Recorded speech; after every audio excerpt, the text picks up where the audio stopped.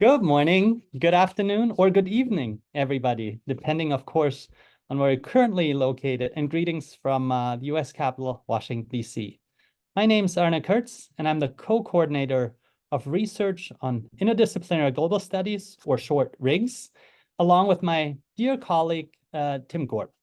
I'd like to welcome everybody here to today's annual RIGS event on climate justice, mapping community vulnerabilities, and crafting strategies.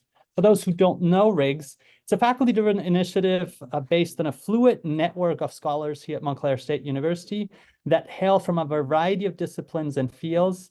And RIGS itself has sort of three main goals. First, it provides an opportunity for interdisciplinary collaborations, research support, and research sharing. Second, it highlights the global interconnectedness and impact of faculty scholarship. And third, it showcases the university's expertise and engagement through scholarly achievements, research, and events or activities like today's roundtable. But more importantly, what I really want to emphasize is that today's event is a veritable collaborative effort, transnationally in nature, which I'd really like to briefly recognize here. This roundtable discussion has been organized and hosted by Montclair State University, but also by the School of Oriental and African Studies, short SOAS, at the University of London, and the Arab Reform Initiative, or short ARI. It's been made possible by an interdisciplinary grant from the College of Humanities and Social Sciences here at Montclair, including departments of anthropology, earth and environmental sciences, justice studies, religion, and sociology. Needless to say that I'm really, really excited to listen to our 1 hour long conversation moderated by my dear friend and colleague, Laura Hellquist from SOAS, with such an esteemed panel of relentless advocates to address our current climate crisis. And it's a true transsectoral effort, including international organizations, governments, and civil society.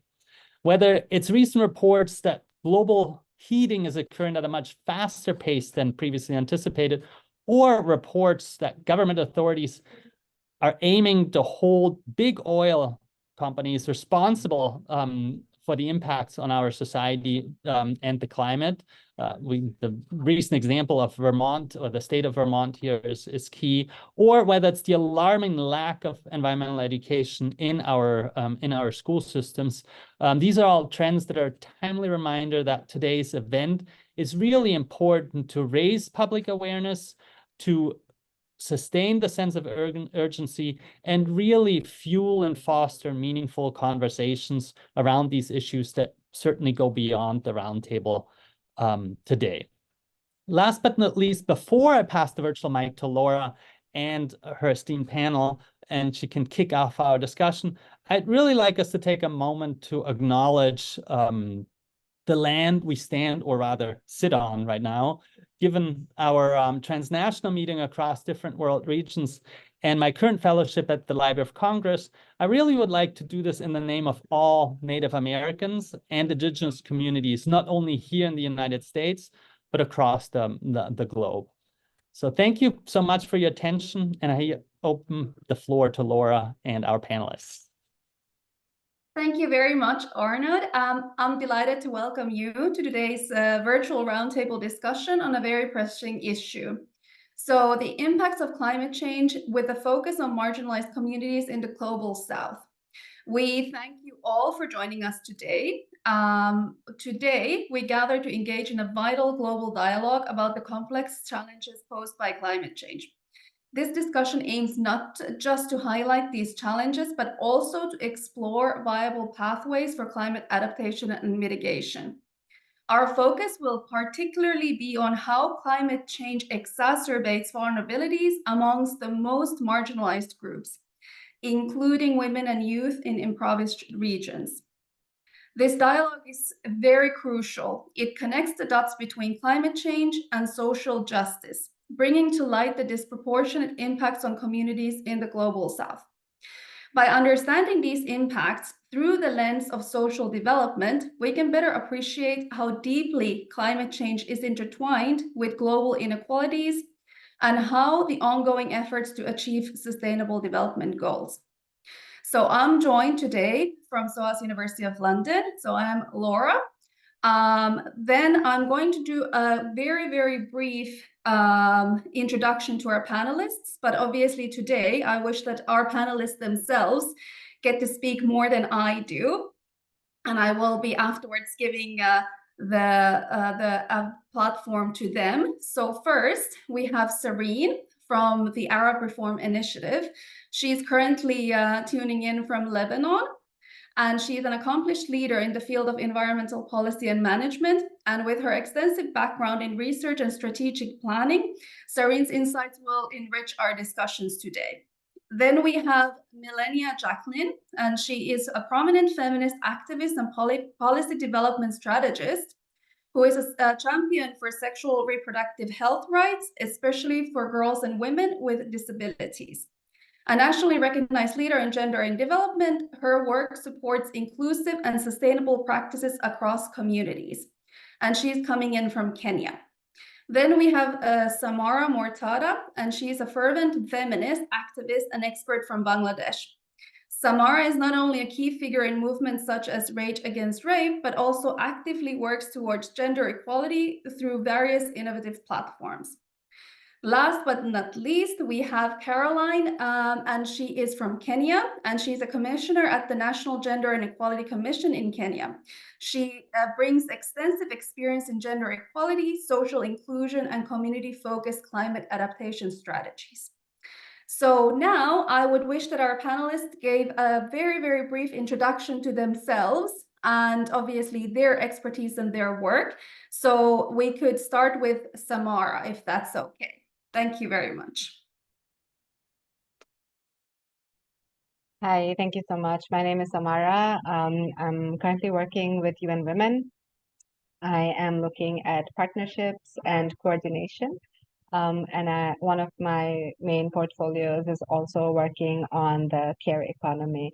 So both paid and unpaid care is something that is not recognized globally, more so in the context of South Asia. So we're looking at ways in which we can create decent work opportunities, to have enabling environment, particularly for women, and also looking at social norms that dictate that women are the ones who work at home and are responsible for household labor, chores, looking after children, elderly, etc.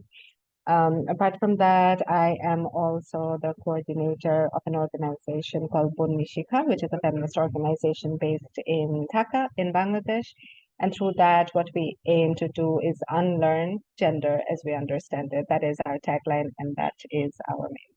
Thank you.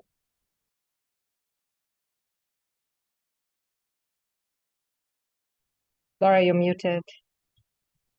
Thank you very much, Samara. If we would then move to Caroline, if you could give us a short, brief introduction to yourself and your background, please. Thank you. Thank you so much, Laura, and thank you for having me. I appreciate the opportunity to be part of this important webinar. My name is Caroline Lendukuru. I am from Kenya. I was appointed as a commissioner to the National Gender and Equality Commission by the President of the Republic of Kenya in 2021. I served in the commission to bring in expertise to support the local communities who are described in our constitution as the minority and the marginalized communities. The commission mandate is to promote gender equality and inclusion, non-discrimination, and we support the government to achieve the goal of inclusivity in Kenya. So National Gender and Equality Commission is a constitutional commission. And so we oversight the executive government. We give advisories to the president and the cabinet ministers in issues that touch to the vulnerable groups in Kenya, who include the women, the youth, children, the elderly people, people with disabilities, and the minority and marginalized communities. I have experience having worked in the gender sector for quite some time. I'm an anti-FGM and early marriage crusade against FGM and early marriage. I too have served in the county government when they started in 2013. So I've worked with grassroots communities to mitigate climate change in Baringo County. I'm happy to be part of this webinar. Thank you. Thank you very much, Caroline. And then if we could please have Serene introduce herself next. Thank you. Hi, Laura, and thank you, Arnaud, for organizing this event together. So I'm Serene, I'm based in Beirut. I'm part of a regional activist think tank, as we call it. And the role of this think tank is to understand how do environmental groups mobilize and how do environmental movements have started in a region which covers the Middle East, North Africa, which is in turmoil. It's a never-ending, a crisis after a crisis. So our role is to look at what is this transition? Now we're talking about just transition. Is justice really at the center of this transition? How can we redefine the just transition specifically for vulnerable groups who do not have a voice at the table, nor do have representation, specifically in countries that are either in conflict or, no real power structure when it comes to civil society organizations. And as we know, we are in a region that is going through multiple crises, specifically for activists whose spaces has been shrinking in the last 5 to 10 years. So what does it mean to be to work together? What does it mean also to ask for demands? And today, when we're talking about climate change, for us, there's a difference. It's more like the environment, because the environment is what we breathe, the air we breathe, the water we drink, or the lack of water or unclean water. So it is to understand also the dynamics of civil society groups, but also farmers, local populations. What are their roles in the decision-making processes? What are their demands? What are their ambitions? And how can we work more collectively to put the environment at the center of discussions, but also to put the environment at the core values of justice? If there's no justice, I mean, we cannot then think of we all have equal shares, which we don't actually in our region and also in other parts of the region. Back at you, Laura. Thank you so much. Very, very interesting and extremely salient. We'll circle back to that. But lastly, we would like to hear from Melania, please. If you could introduce yourself and give a little background to your work and your expertise, please.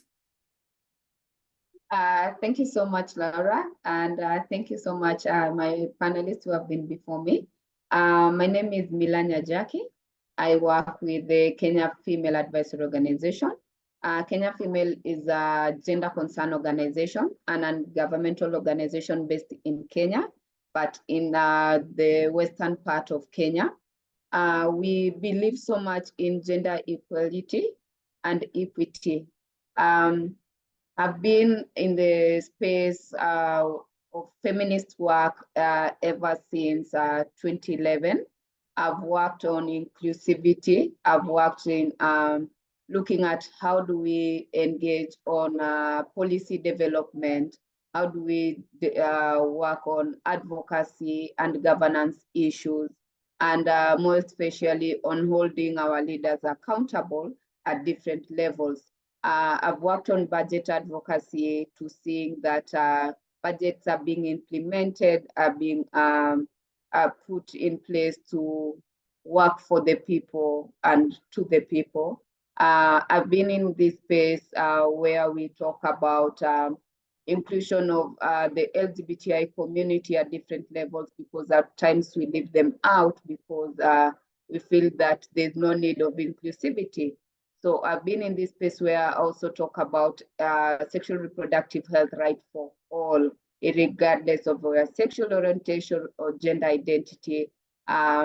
We are working in inclusivity on women and girls with disability, on leadership because most of the time we leave out women and girls with disability when it comes to leadership position, especially on political levels. So I've been in this space where I'm looking at how do we mitigate issues on climate change and climate justice, gender and climate change. How do we talk about it? Because most of the time when we talk about policy development, the same people who develop these policies are the same people who implement these policies, but it is always male-driven. So that is the space that I am in, and I believe in working with everyone because everyone brings something sweet on the table to let us all enjoy and look at how do we make sure that there's enough room for everyone and the competition is positive. So yes, thank you so much. Thank you very much. Very, very insightful. I would wish to start by giving some introductory questions. So I think we'll start with Samara. And could you elaborate on how gender stereotypes and limited access to resources impact women's ability to respond to climate-related challenges in the regions you work with?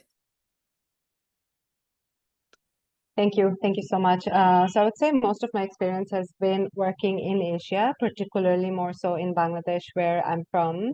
I think not just in climate change, but in general, if we think about gender stereotypes, they limit men, women, children, lesbians, gays, sexuals, everyone from the community equally, because when we're thinking that there is a particular role within the household or outside, who can go to work, who needs to go to work, and who can maybe get away with not working, or who has a role in decision making in terms of financial decision making, if we already make those decisions for an individual, then that's going to limit them because everyone has their own true potential that they can achieve. And once there are set roles that they can perform in society, that is going to limit everybody, right? In the case of climate change particularly, I think based on my experience of doing some research and developing some audiovisuals in Sylhet, which is a region in Bangladesh, which is very flood prone. And in 2023, there were a lot of different flash floods, which impacted the community terribly, and particularly more so women. Why women? Because when there are announcements, for example, that there are floods approaching or any kind of public announcements that are made, they're usually made in the marketplace, in public places where women are not present. And so the women who are usually at home taking care of the children, taking care of the elderly, which are the set roles assigned to them, they do not get to hear of these public messages. Most of the households in very rural communities, they would have one cell phone, and the cell phone is usually not with the women. Any kind of livelihoods and income generation work, it will usually be the men who go out. Even if the women are involved, they're usually involved in only taking care of cattle and things like that, or homestead gardening, but not agriculture and like really good. So there's a lot of different roles that women are associated with. There's a lot of messaging that does not reach them. Even when there is a life-threatening situation and people from the household are fleeing, it is the women who are responsible for making sure that they are able to rescue the cattle, because ultimately, after the situation, the adverse situation is done with and things go back to somewhat of a normalcy, it is the cattle, the cows, and the sheep that will bring them some livelihood, right? So it is the responsibility of the women to take care of that, whilst the message reaches them at the very least. So it's a bunch of things. I think I'm going to leave it at that and let my colleagues speak. But what I wanted to say was that, of course, in the case of climate change, but in general, I think gender norms and setting things in a framework and thinking that people can't be out of any box, whatever box that is, be it a gender box or any kind of box that defines our identity, is problematic. And I think we need to break out of those boxes. Thanks. Thank you very much, Samara. Really, you gave a lot to think about there. Very, very interesting. I really enjoyed how you brought the grassroots level experience of women, of people in general, on how climate change impacts on a yearly level their daily lives, their livelihoods. It's not just a piece of news that we see, but really it has a long-term impact that will continue impacting women and other groups as well. So very interesting. Thank you very much. I think we could next go to Caroline, and we could speak about, from your experience, how do intergovernmental strategies differ in addressing climate resilience for marginalized communities?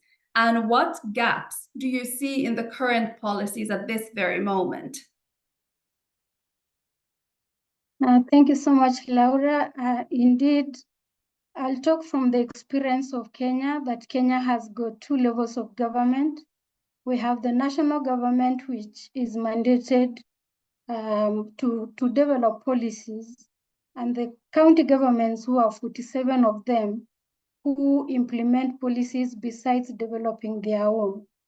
When it comes to climate change, the national government has developed policies and has continued to review them, and the county governments are supposed to implement those policies. The gaps that I see today is that there is an uncoordinated approach to the implementation of those policies.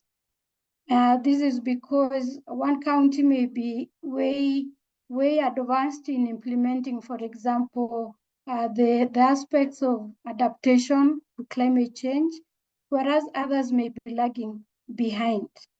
The other challenge that I also see is that the county governments also develop policies that are supposed to guide them in mitigating as well as the adapting to climate change, but the capacities are differ and may not be, they may not have the capacity. And so that remains a challenge, and that makes us have climate actions that are not well coordinated in the country. You'll find one community or one county is doing better than the others. This experience has been, we've been able to see it right now during the heavy rains that we're experiencing in Kenya, with many people having lost their lives. The statistics yesterday, we had 257 people and over 150 families that are misplaced. When mapped according to the counties where they come from, you realize that there are counties that have many people that are displaced compared to others. And so there is room for coordination, proper coordination and implementation. And just something else regarding implementation of those is that the enforcement of the same, as well as monitoring and evaluation of those adaptation strategies, is lacking. And so there is need for an evaluation to be done so that we can be able to know, for these strategies that the country has put across, have we implemented them? To what extent are they helping us? What can we do? And bringing everybody on the table remains another big issue, and especially at the county levels where the vulnerable groups live ideally, and are the ones to be part of the teams that help the government to implement those strategies. Because if it is climate smart agriculture initiatives, they are done in people's farms. And so are these farmers really on the table? Do they really understand that which they are supposed to do? So I see gaps in involvement, participation of the women, the youth, and those vulnerable groups in the implementation of the same. So there remains a gap, there remains a room for improvement so that we can do better in adapting to climate change. Thank you. Thank you very much, Caroline. Extremely insightful. very much enjoyed that. And now if we could then move on to Serene. And considering your research, what are some of overlooked socioeconomic impacts of climate change that policymakers should urgently address, especially in the regions that you mentioned that you obviously deal with, the Middle East, North Africa? So please feel free to either take a sort of a case study example country, or you can speak on the topic from a wider perspective as well. Yeah, thank you, Laura. And I mean, listening to the previous speakers, there's a lot of commonalities. This is interesting to see that, you know, it's true we all come from the global south, but sometimes even in the global south, you have north and south within this region. But looking at the Middle East, North Africa, again, we are not one region, one block. We have differences, and vis-a-vis the social backgrounds, but also the financial, economical, geographical. You know, if we look at Yemen, for example, in the last 30 years, they've never had so many floods, and now they had 2 in the last 5 years. So this is a region that is definitely changing. We're seeing more and more inequalities and financial crises in our region that we're witnessing, you know, specifically in Lebanon, but also in Tunisia, in Egypt, and other parts of the region. If we look at Palestine and Gaza at the moment, you know, a complete war and occupation that is still present. So, I mean, the injustices are there. So how can you reposition, you know, climate priorities and environmental priorities in the agenda of not only decision makers, but also citizens, residents of this region?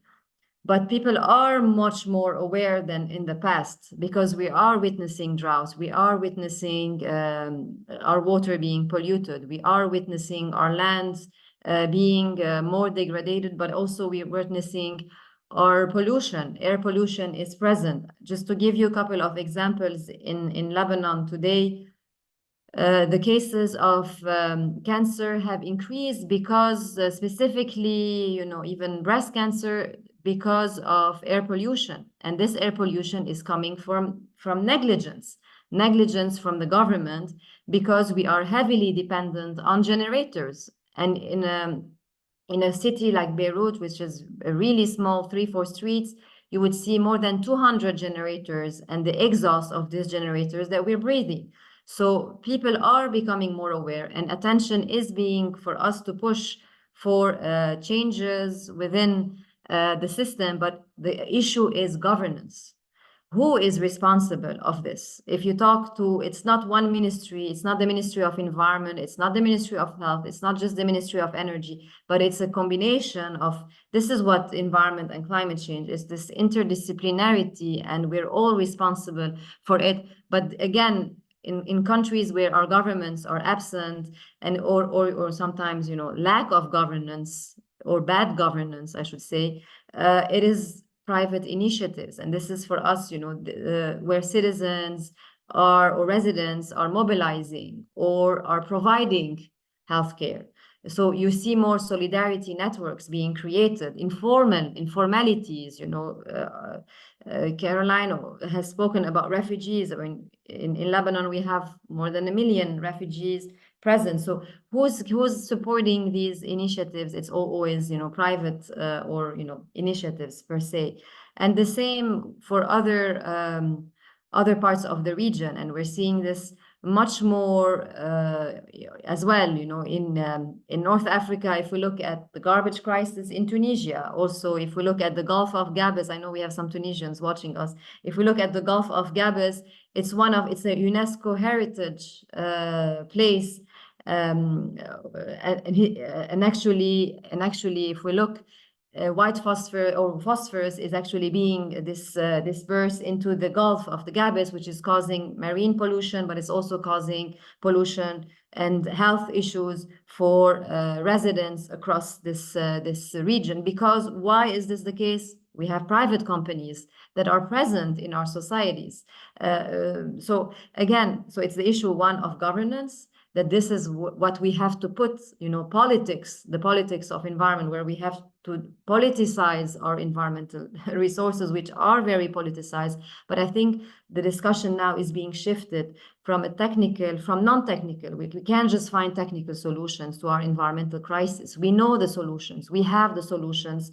What we lack is the accountability mechanisms. What we lack is the financial systems. What we lack is actually putting pressure on our governments, but also, the spaces that lack much more in our region. So what we can do is, yes, to push and advocate, but also generating data. And data is very critical in our region. We don't have public census. We don't have how many people have been affected by a crisis so again, it goes back to generating local data and being able to push for policy changes where vulnerable communities are represented in the decision-making spaces. And from there, we can have potential influence on political systems. Thank you. Thank you very much, Sareen, highlighting these issues. As we all know, the Arab world specifically struggles with quite a lot of different conflicts at the moment. So I guess that there is a lot of work for private initiatives trying to push more and more climate justice perspective into the spectrum when you are dealing with so many conflicting salient issues at the same time. So very interesting. Thank you very much. So now we'll move on to Melania. So could you discuss some of the specific challenges that girls and women with disabilities face in relation to climate change, and how these challenges influence your advocacy and policy development work, please? Thank you so much. Interesting conversations that we are having. And it's a great thing that these are the reality that we have currently. When I'll start with the primary responsibility of women and girls during climate change, you realize that when there's drought, women and girls cannot be collecting firewood or collecting water, because that is their primary responsibility, especially women and girls who come from rural spaces. When there's flooding, women and girls can still not collect water or firewood, because it is a societal norm that women and girls are supposed to be collecting firewood and water.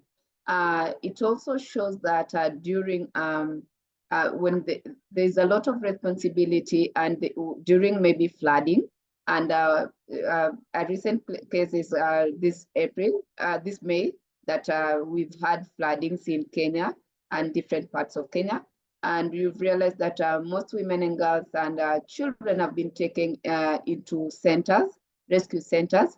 But again, in these rescue centers, there's a lot of GBV that is happening. A lot of sexual and gender-based violence is also happening in these centers. So you can imagine how climate change affects women and girls at different spaces. When there's, right now, we'll say that the mitigations that government is putting in place, it is very rare. When we look at what is, just as Samara had said, that unpaid care work, which is not most of, even if we go to rescue centers, who does the care work for us? When climate change is affecting us, how do we even talk about it? What are the policies that are in place that if we, maybe let's say policy on climate change, we don't have policies, and if we have those policies, there's no implementation of the policies. Where do we go and talk about what is affecting us? When we again look at environmental rehabilitation, how do we rehabilitate our environment? Who are the people who will be affected during the time that we are talking about making sure that our environment is rehabilitated? Because there's need for us to do deforestation. at different levels. There's need for us to do mongoose, but there's nothing that is put in place to make sure that those who are affected by all this are actually put in place so that they also get justice on the same. We look at the determined contribution. 2020, when COVID happened, how many women and girls were affected? Women and girls with disability. What were the measures that were put in place? It means that anytime there's something that affects human beings, it means that women, girls, and children get affected because we are not in the tables where decision making takes place. We are always told this is what has been made, this is the decision that is going to take place, but we are never questioned, are you comfortable with the decision that has been made? What would you want to see better happening at that particular time? So it's actually something that we need to talk. Then there's need for us to also look at the total gross domestic products that women and girls use every single day at 3.5% losses on the products that we need to use. Currently, unfortunately, the other day when people are giving the commodities, very few women were able to actually get access to pads. Women with children were very few privileged to also get diapers. But again, during climate change, like what is currently happening with floods, where do we dispose these things? Where do we dispose our pads that have been used? Where do you dispose diapers? So it is a collective way of looking at it. It is not only, it might be affecting me inwardly, but it's also affecting someone outwardly. So how do we cope all these things? You'll realize that when it also affects women through agriculture, it also affects livestock. Most women, those who are in socio-economic empowerment, are looking at maybe livestock. We are looking at agriculture. If floods come and sweep away what I have planted, I don't have any economic value. If it is drought, it means that I'll not have economic value. So it is all round thing. But now, how do we also talk to communities on drainages? How do we talk about tree planting? But what are the mitigation measures to make sure that this happens? How do we work with government in ensuring that at the end of the day, climate change, gender and climate justice are one, and they work hand in hand to ensure that even pollution does not affect women and girls with and without disability. Thank you. Thank you very much, Melania. So I think that the first section of our discussion that was specifically around the key challenges of climate change and social justice has been extremely well highlighted through these discussions. And interestingly enough, as it was mentioned, that there is a lot of commonalities across the regions, even though we have Middle East, Africa, Southeast Asia represented, we have a lot of extremely similar issues, complex issues that are multifaceted. And I think that climate change exacerbating, there will be more and more food, water security issues.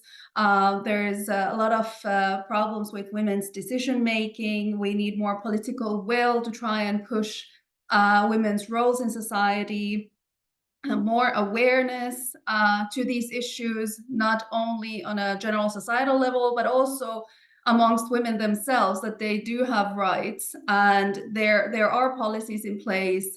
So clearly a lot more work should be done across all of these regions.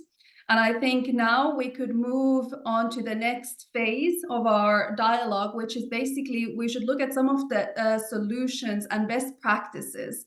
So now that we have covered some of these key challenges, it would be very, very interesting to hear that what our experts have seen that then work, especially if we do look at climate mitigation and adaptation strategies, and when we look at this specifically from a social justice lens. So if we could start with Serene.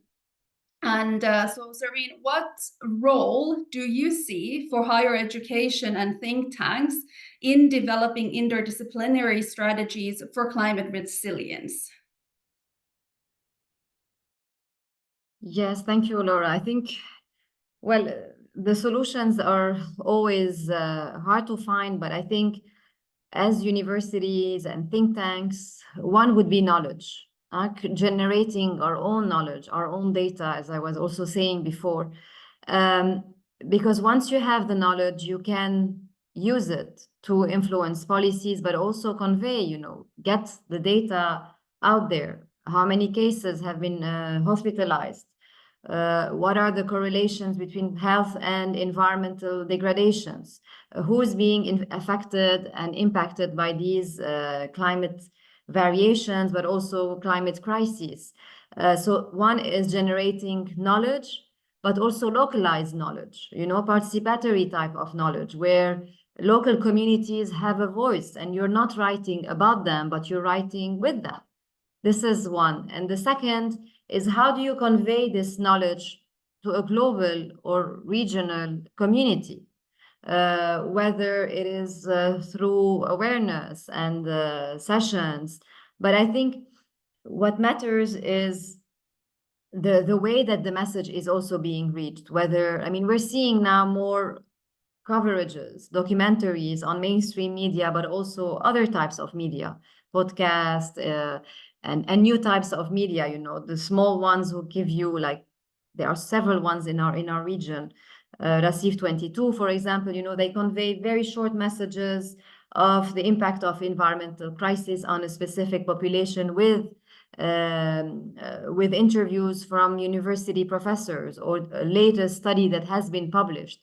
So these are important ways also to communicate, but it's not just the language. As language, I mean whether it's in English, Arabic, or any other, Spanish, or whatever reaches, but it's also the way it is communicated to localized populations, local populations, policymakers is a different. There's a dichotomy between a paradox between policymakers and the people who are suffering on the ground, and they don't care about us, so they don't care about the local population. So what matters is how do you convey the message to a policymaker, and this is where the knowledge is important. Reaching out to journalists, media is essential, but also really listening and hearing what farmers, local populations, women, youth, and others have to say.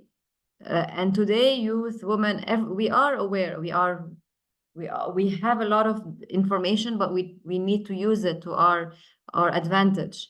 So this is the role of universities and think tanks, and this is where we tend to use knowledge from the West, but we have our own universities, we have our own think tanks that are well established in the region, and they need to be, or we need to use these networks more collectively rather than working in silos. So these are, for me, the solutions. Very, very interesting. I really enjoyed that we should also focus on the local solutions, local know-how, because we have such a rich pool of knowledge that we do not need to go further than the local region to find expertise, find solutions, and help to those issues at hand at the very moment. Thank you very much, Serene, for those rich thoughts. So now I would like to move to Melania. And what successful strategies have you implemented to integrate art and sports into your advocacy work? And how have these strategies improved community engagement on climate justice and gender equality? Thank Thank you so much. That's an amazing question because it's right into my heart. One, we've used sports as an institution since 2018 to end gender-based violence among young women and adolescent girls. And the impact is that we've used sport and along the bordering communities. And where we come from, that is Kisumu County, we have the bordering community where there's always conflicts along those who stay along the borders. When you look at Resolution 1325, we talk about women, peace and security. So we've been able to talk about peace and security. We've been able to talk about SRH and sports. And we've been able to also look at protection. How do we protect the people that we engage with? We have been able to talk about natural resources, maintaining them the way they are, or upgrading them through sports, arts and sports. And this has also made us be seen as people and women who talk about collectiveness, because especially football, it has always been seen as a male-dominated field, and women and girls are not allowed to play, especially where we come from, where it's a patriarchal society, where men believe that they are the only people who can do that. But now we have challenged the patriarchy that has always been there. And we've used it to make sure that it was also a coping mechanism on early warning symptoms when it comes to peace and security, which also affect natural resources. Anytime there's a conflict, anytime there's no peace, women, girls, and children suffer. And that means that if they were to get food, there will be no food. If they were to get shelter, there will be no shelter, no clothing. And there will be no education. And you'll realize that more people don't like it when girls are educated. We become a threat to them. So we've used sports, and we've seen more women and girls actually coming out and airing their voices and saying, this is actually what we want to see. We've seen more women and girls going, we have something known as public participation. We've seen them attending public participation and saying what they need to see in the budget. So there's a lot of shifts in the narrative of sports is just for people who are idlers, to a space where sports is now something that people use on policy advocacy, people are using it on SRHR advocacy, and people are also using it to keep fit, because when you are fit, it means that your mental well-being is at peace. It also means that you are able to reason, and it means that by the time there's conflict, you are able to resolve this conflict. Yeah. Thank you very much, Melania, for those in-depth thoughts. Very, very thought-provoking. I wanted to say that there are some questions on the Q&A, and there is one for Serene. So just to save time, if you don't mind, Serene, while I move on to Samara, if you could kindly reply to our audience through the Q&A chat mechanism, that would be great. Thank you so much. So Samara, in your extensive advocacy work, what innovative approaches have you found most effective in promoting gender equality in climate action plans? I think, as everyone's been saying, the situations are so similar for all of us from the global north as opposed to the global, from the global south as opposed to the global north, right? Even though we come from very different locations and contexts. Similarly, for me, I think the local solutions, the very grassroots-driven solutions, were the solutions that, to me, stuck out the most. Because here in Bangladesh, most of the decision-making, most of the policy-making is very centralized, and it happens in Dhaka, which is the capital city. However, for my work on the sexual reproductive health rights of women, for which I traveled to Sylhet, to collect stories from the community on solutions that they themselves have come up with and are driving. It felt like they were so simple, and yet so practical and doable, right? And there are so many principles that we talk about when it comes to climate change and thinking about locally adopted solutions, which they are already practicing. So, for instance, there is a shortage of sanitation, overall health and sanitation is a big issue. And so they did it during the floods, the flash floods of 2023. They didn't have proper bathrooms. When the flood was at its highest, most people live in like tin houses in these rural areas, and so the water was up to the face. And so what they did was in their rooms, because they were not able to go out of the houses, they would put like one bed on top of another and then put a chair on it and then sit on it for days. That's how they did it. And they were finally able to evacuate and move to safe homes. There was a shortage of toilets, and so they used whatever was available from around them, tins and sheets and whatever they could find, to kind of dig up a hole and use that for their washroom facilities. In terms of food, because there was obviously a shortage of food and they couldn't go out to the markets, they used the plants around them and cooked them. They didn't have medicines, and so there's a lot of trees that have medicines. I don't know what they say it in English, but there's a tree called neem. It's like a green colored plant, and through that the fluid that comes out is very good for your body and for your recovery. And so they use that on like areas that were getting rashes. There are some issues that remain that you cannot just make do with even in times of crisis. For example, particularly when looking at sexual rights of women, in the rural areas, they usually use cloth and not pads or sanitary napkins or anything like that. So they use cloth, and so there was no way of washing the cloths when the flood was going on. There was nowhere to wash it, and so they would use the same flood water for the washing, for the cooking, for the eating, etc. And that kind of causes a lot of skin issues and vaginal issues and things like that they would. For a lot of the women, what they do is to not get their period, they get on pills. But the women themselves are aware that this is not good for them. So they told me that they wouldn't let their daughters have it, but they themselves were having it, so that at least there was one less person, family speaking, and one less person to see. When they then moved to the shelter homes, there was a lot of violence that was happening within the shelter homes, so the shelter homes were not safe for them, and so then they started to, women themselves, stick together in groups. Even when somebody was going to the washroom, they would have somebody who was standing outside there so that the girl could come out. When they were finally in the safe homes again, cooking was an issue, so then they themselves form like a cycle of who would cook after who.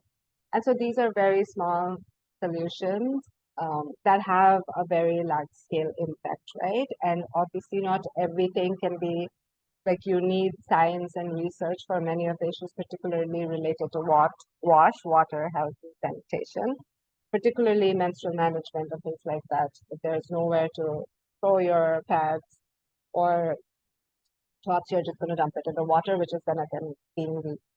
But they did have systems of like collecting rainwater and then using that. So they were doing a lot of what could be managed within the scenario and given whatever resources. But I feel like when solutions are more bottom up as opposed to top down, when women and other marginalized communities and members of the community are involved from the get-go. Like you can't, which happens a lot here, a decision is taken, a solution is thought of by international organizations, and then these solutions go to the community. However, community members are not in this process from the get-go, from the research period, or whenever a project is started. So yeah, having more researchers who are women, having more people who are going to the community even to collect the data in the first get-go, right? Having more women and community members involved in that process and throughout, having more of those voices in decision-making platforms, and having the community at the center of it all, so that policies and solutions are not designed for them, they're designed together with them. I think those are some of the things that I've learned from my various field visits. When the community designs solutions for themselves, those are the ones that are going to work for them practically. And there's so much option to look at those solutions and scale them up rather than thinking of solutions and Thank you very much, Samara. Extremely interesting, and I have so definitely noticed the same, that bottom-up solutions, community-led solutions are really the key. So then there are not so many of those missed opportunities. You have so many extremely large, well-funded sustainable development programs that always seem to sort of miss the mark, because simply they are not designed with the community. And as said, the socioeconomic profiles usually do get omitted because there is no way that a person from another region would be able to anticipate and expect what are the needs of the local people, what are the challenges, what are the solutions they need to mitigate and adapt the issues that climate change brings every day for them, unfortunately. So I would like to just ask one very last question then from Caroline, but in the meanwhile, there are some questions from the Q&A section. So if the other panelists wouldn't mind typing some answers if you get. So Caroline, could you share some successful examples of community-led climate adaptation strategies that have made a significant impact in rural Kenya, please? Thank you so much, Laura. Yes, there are a few cases where community-led initiatives have had an impact in the community insofar as climate change adaptation is concerned. In the community that I come from, which is a minority community, the total population is 32,585 people, and the climate impacts are really harsh on them. They live between lakes Baringo and Bogoria, and the two lakes, they flooded. And so they lost the farmlands and people were displaced. And there have also been a ton of challenges of insecurity because of the neighboring communities that come also to take the few animals that are left. So the community, we resorted into enhancing food security amid all this. And so one of those initiatives is where the community, we started an initiative as a community-based organization where we were doing kitchen gardens for women, where we were giving them tree seedlings, and not just any tree seedling, but fruit tree seedlings, mango specifically, because we're looking at, planting trees so that they can have trees that can hold the soil together. They can have shade during extreme drought seasons, and they can also have food or the fruits and can sell for vegetables. So within the same small quarter acre of a plot, we did a farm pond. And this is where they dig a hole and we put a dam liner. And when it rained, the water collected. And the community members were able, the women were able to use that water to irrigate or rather to pour on the vegetables as well as the tree seedlings. So after 3 years, the first mangoes now started bearing fruit. And we are really excited to have fruits, mango fruits in the village for the first time. And the women had vegetables that took them longer than usual. And also they were able to sell excess of it. The other initiative is that as a community, we've learned to integrate the traditional knowledge on trying to assess the weather patterns. We integrated with what is given to us by the Kenya Meteorological Department, because they would always announce that there will be a rainy season starting in May, and it may be for a week or 2 weeks. So the community uses indigenous knowledge to see to it whether what do we plant, do we not.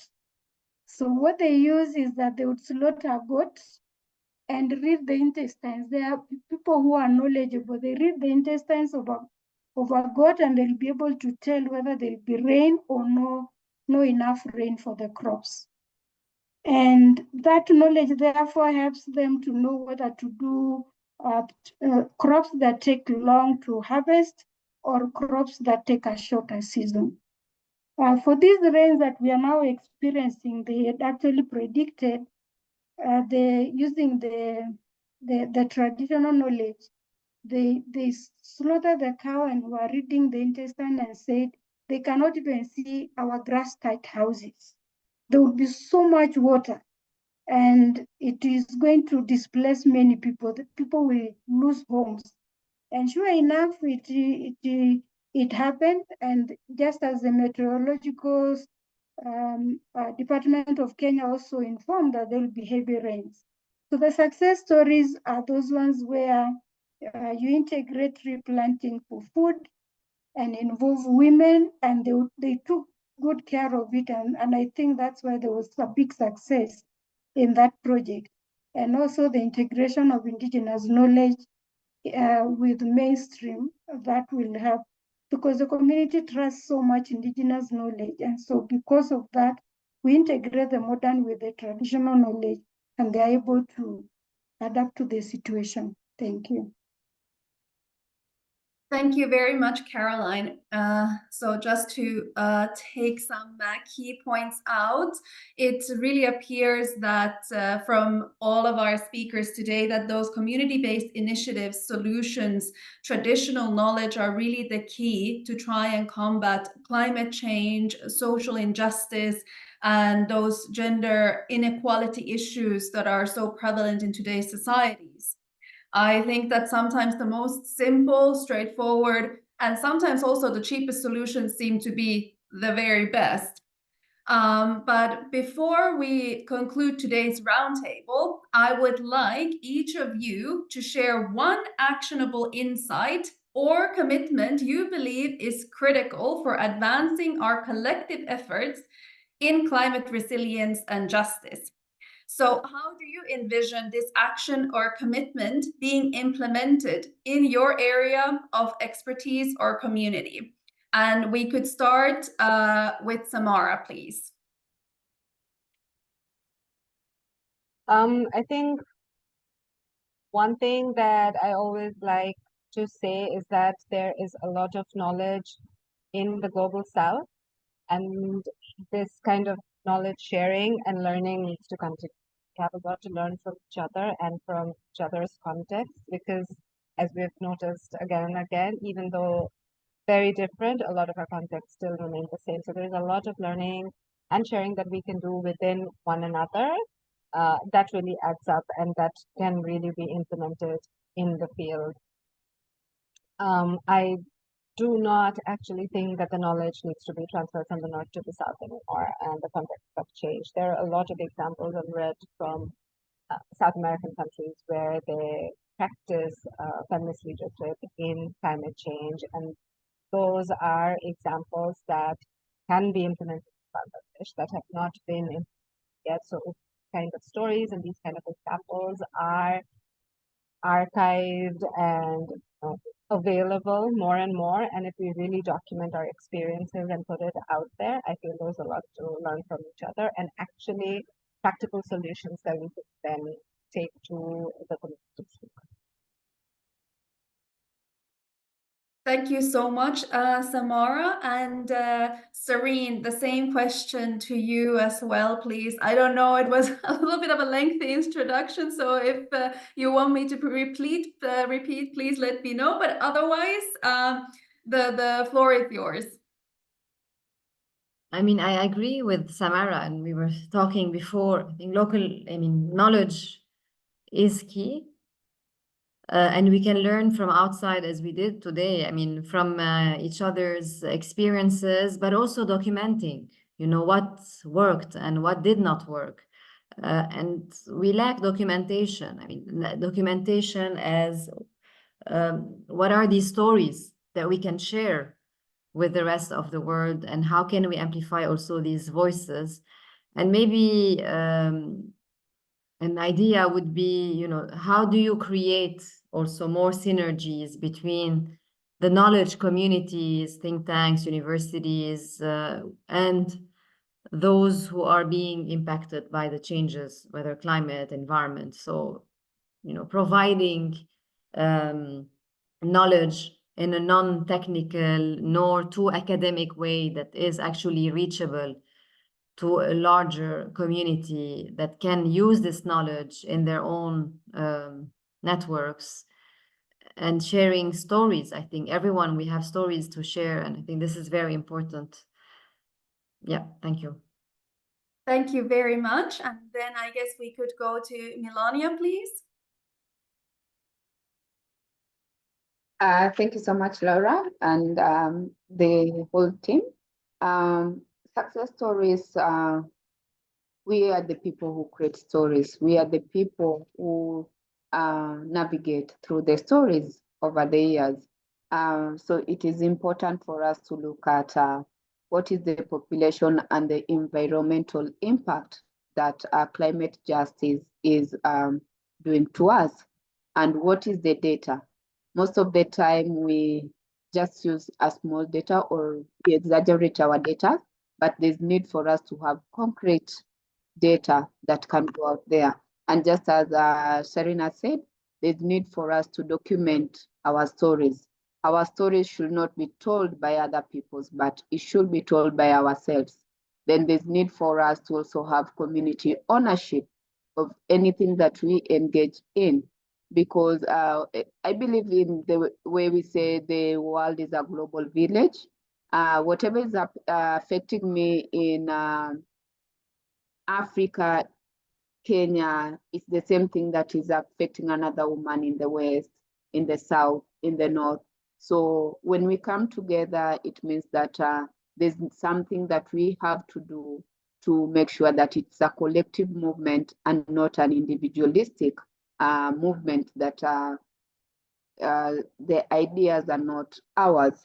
Then I'm also looking at how do we make sure that we rehabilitate the environment, and make sure that the rehabilitation of the environment is something that we stick in our mind, because we are not the only generation that is living now, but we have generations that are coming after us, and there will be more generations that will come after those generations. But we need to make sure that when we talk about climate justice, we have documented our stories. We've had data, and this data have been integrated in something that will be beautiful at the end of the day, but it will also call us accountable and hold us. So that is what I'm looking at. And we also need to talk about mental well-being and climate justice, because they also go hand in hand. If I am not mentally okay, it means that I'll do nothing. And the more I continue doing nothing, we continue having climate injustice at all levels. So it is important for us to look at all aspects and make sure that we call everyone on board. It doesn't matter which binary box you are in, but you are a human being living in this world, and you are talking about collectiveness. Thank you.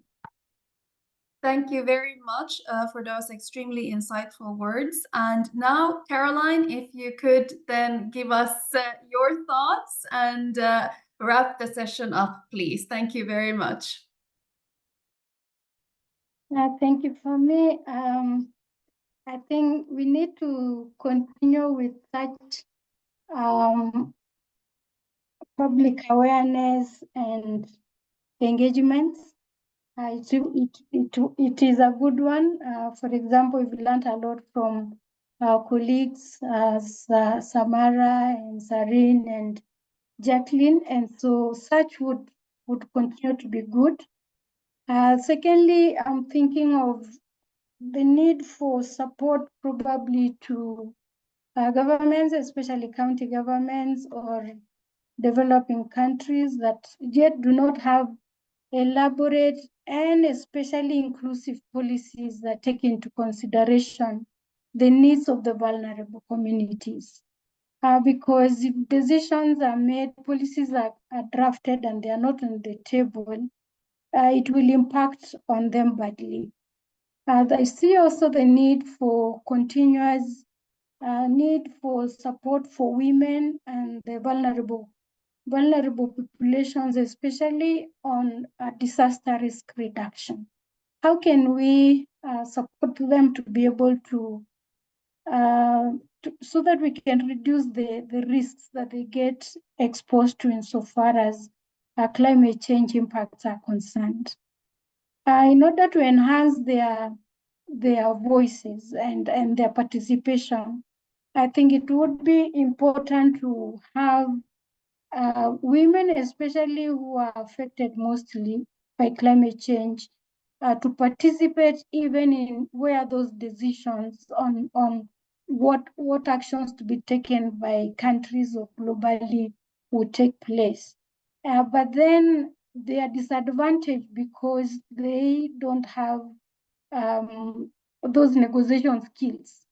So the need for capacity building on negotiation skills, for example, would be a good thing to enhance the capacity of the vulnerable communities so that they can be able to be heard coherently at the table. Also, there is need for enhanced climate financing of those climate resilient projects that we find to be successful. So that is to say, first and foremost, we need to monitor and evaluate.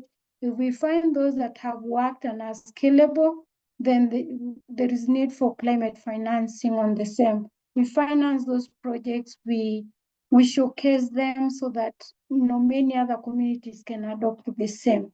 There are initiatives that, for example, sometimes I read about the initiatives that are happening in India that could very well be done in a place like the rural communities of Kenya.